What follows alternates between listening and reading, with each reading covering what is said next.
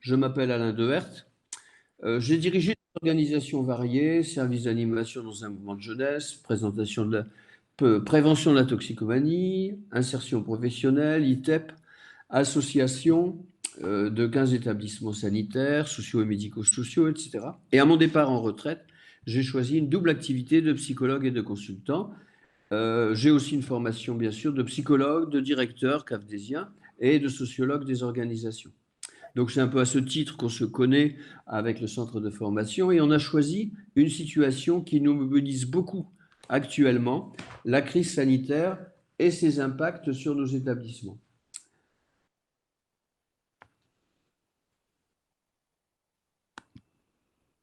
Alors, effectivement, le 11 mai, nous devons sortir progressivement du confinement. Les établissements sociaux et médico-sociaux sont en deuxième ligne d'une certaine manière. Ils sont enfin en train de passer à la première après le sanitaire.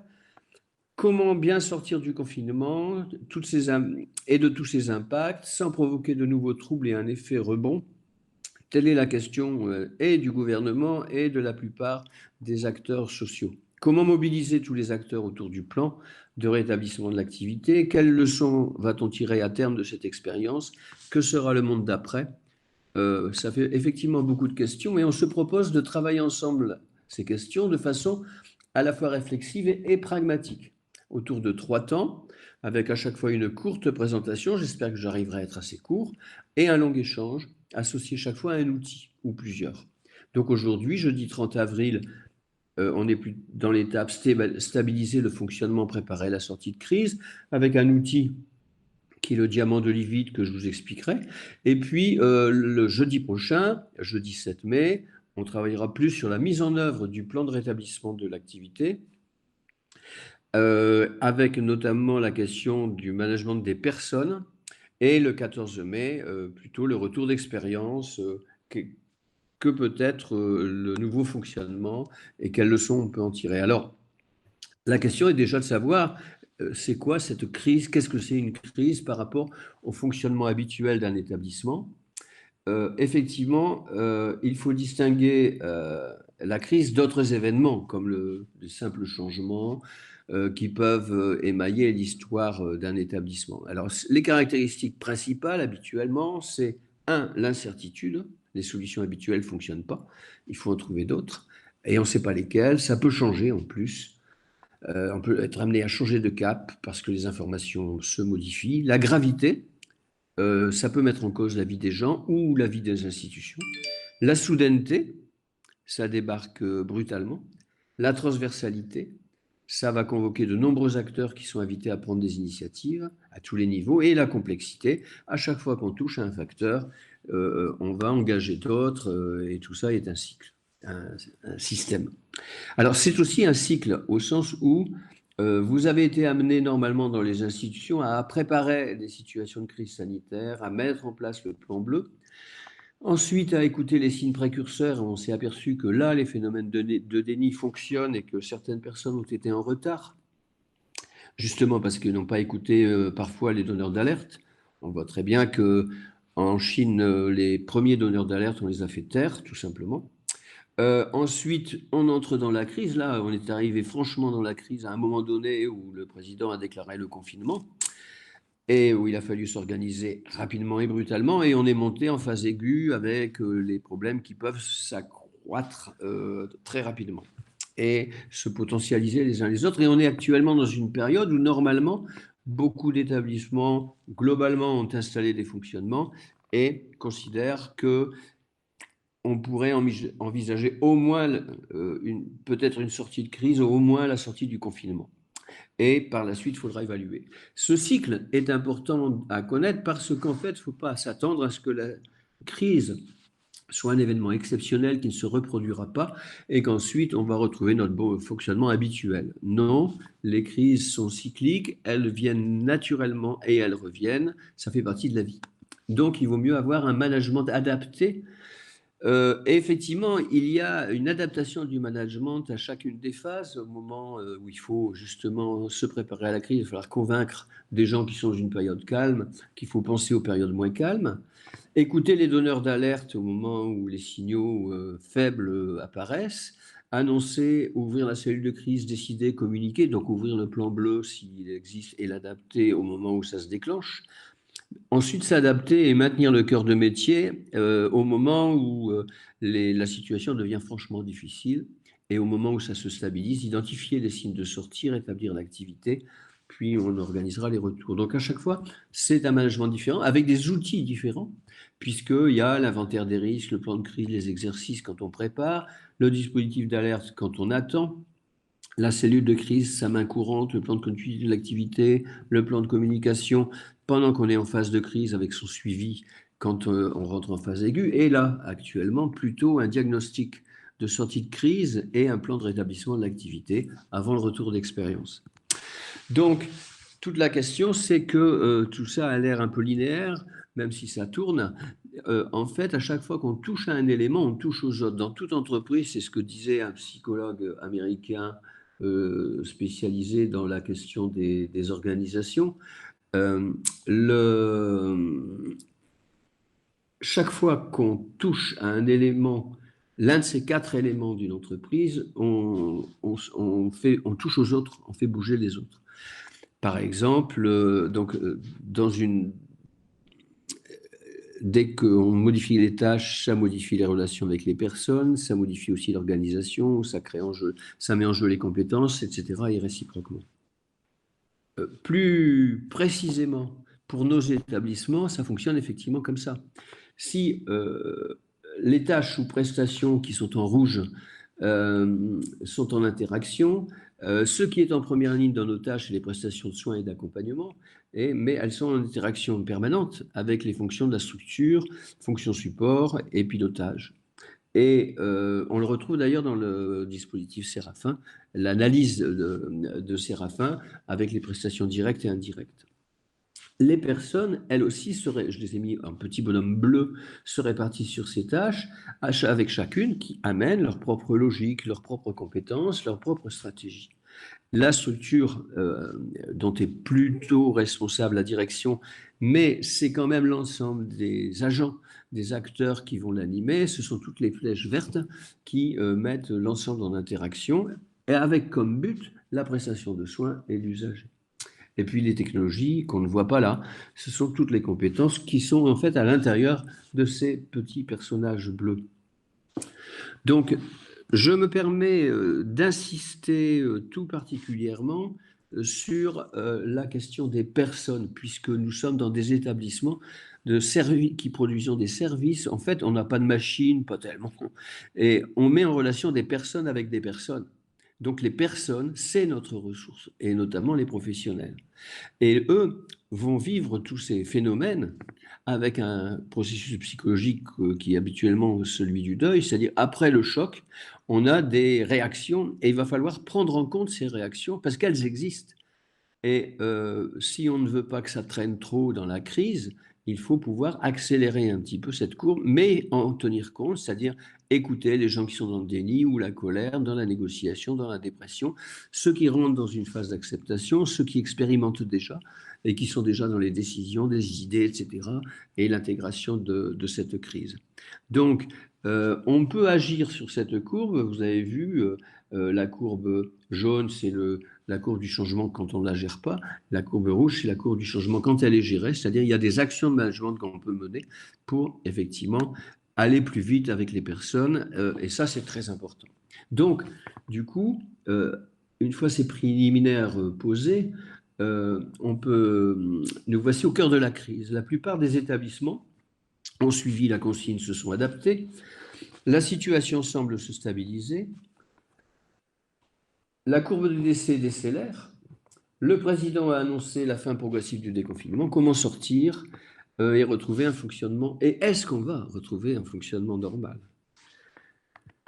Alors, d'abord, il faut, comme dans un moteur qui a pris un mauvais coup ou une voiture, il faut quand même faire le point des impacts. Et les impacts ne sont pas seulement un petit problème sanitaire, on va mettre un petit peu de gel hydroalcoolique, quelques procédures barrières et repartir comme avant, parce qu'en fait, les impacts ont été nombreux. Donc, il va falloir faire la carte des impacts. Il y a des impacts sur les personnes, je vous ai repris la carte de tout à l'heure, des impacts sur les prestations, des impacts sur l'organisation, même l'administration est impactée. Et donc, il va falloir quand même faire le point de tous ces impacts pour les prendre un par un et voir comment relever un petit peu un fonctionnement plus normal. Si on regarde plus en détail, à la limite, sur les usagers, ils ont été confinés à domicile ou en internat, il y a une désaffiliation, une solitude, des troubles, de l'angoisse, des problèmes économiques et sociaux qui se sont aggravés. Chez les proches, ils se sont retrouvés avec un rôle d'aidant accru, avec des besoins, avec des nouvelles pratiques, mais aussi de la saturation, des besoins de thérapie, des problèmes économiques et sociaux. Les professionnels, ils sont eux aussi confinés en télétravail ou ils travaillent sur site, mais à la maison, il y a un renforcement des charges et des inquiétudes. Ils sont aussi inquiets pour leur santé. Au niveau des prestations, il y a toute une série d'accompagnements qui ont été transformés avec des activités supprimées, externat, visites, sorties, groupes, accueil de jour, ou transformés. L'internat confiné, l'aide scolaire sur place, activée, des activités qui doivent respecter les barrières, et puis des choses nouvelles, beaucoup plus de visites à domicile, de la téléconsulte, etc. Des supports modifiés, modification des transports et de la restauration, télétravail, astreinte téléphonique. Au niveau de la structure, un management en alerte permanente avec une pluie de consignes, un plan de crise, toute une série de choses à faire. Et au niveau des compétences, des nouvelles pratiques impliquent automatiquement de nouvelles compétences. Au niveau des acteurs, une deuxième carte, c'est que par rapport à la courbe qu'on a montrée tout à l'heure, déni, colère, négociation, dépression, acceptation, expérimentation, intégration, que vous voyez sur la ligne horizontale. Là, je vous ai mis la carte de, je n'ai pas le temps de la, c'est pour que vous ayez une photo, mais de la répartition de tous les personnels d'une équipe dans une phase de crise, donc à un moment T, à un instant T. Alors cette carte est bien sûr, elle est intéressante puisque l'idée c'est de réussir à amener, comment amener les gens qui sont à gauche vers la droite, avec quels moyens, comment faire. Voilà. Et puis à ce moment-là, il faudra repérer les freins, notamment au niveau du personnel, comment amener les personnes à ne plus être des freins, mais à rentrer dans cette crise de manière engagée, et puis tous les facilitants sur qui on va pouvoir s'appuyer. Une fois qu'on a tout ça, on a des priorités, il va falloir assurer la sécurité des personnes, stabiliser le plan de continuité, qui est avec une activité en mode dégradé, et puis ensuite rétablir. Alors, quelques enjeux, on les reprendra plutôt la prochaine fois parce que je ne veux pas être trop long, mais c'est pour vous montrer déjà dans les questions actuelles du gouvernement et dans le cadre de la protection de l'enfance et dans le cadre des personnes handicapées, il y a de nombreux enjeux déjà qui sont indiqués.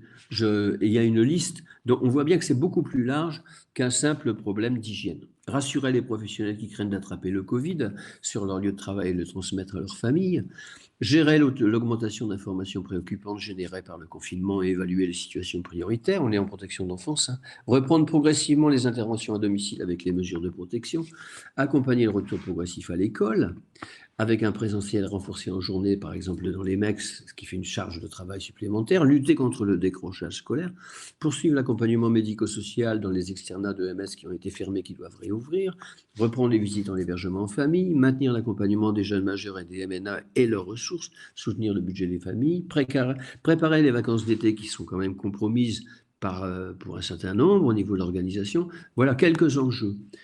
Pour le médico-social, il y en a aussi beaucoup, surtout centré sur la question de la fragilité des personnes et les effets du confinement. Est-ce qu'on va obtenir leur consentement? Est-ce qu'il va y avoir des confinements obligatoires? Quel va être leur effet? Comment organiser la réouverture des IEM, IME, ITEP, l'accueil de jour dans de bonnes conditions de sécurité avec un taux d'encadrement renforcé malgré un absentéisme et avec aussi une restauration des transports adaptés? Comment réouvrir les ESMS fermés? Équilibrer l'augmentation des effectifs avec l'augmentation de la gestion délicate du taux d'encadrement, apporter un renfort en infirmières qu'on n'a pas toujours, recréer un collectif de travail entre les salariés présents du début à la fin, ceux qui sont restés chez eux et qui peuvent être accusés par les autres de ne pas avoir joué le jeu, etc., etc., etc. Donc, on a beaucoup d'enjeux au moment de ce plan de rétablissement de l'activité qui se dessine.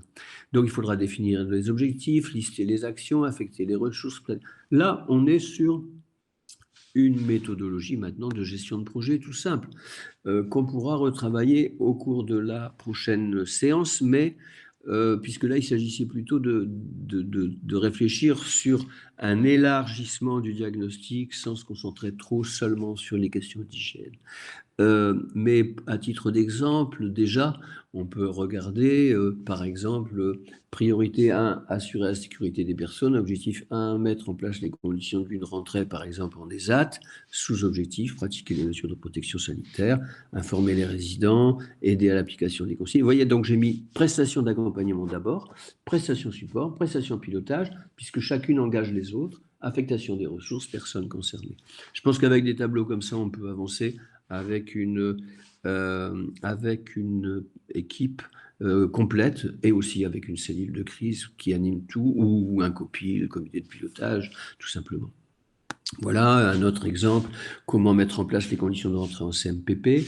Là aussi, c'est assez centré sur les questions hygiène, mais un troisième exemple, rassurer et mobiliser les professionnels dans le cadre de la priorité 2, stabiliser le fonctionnement.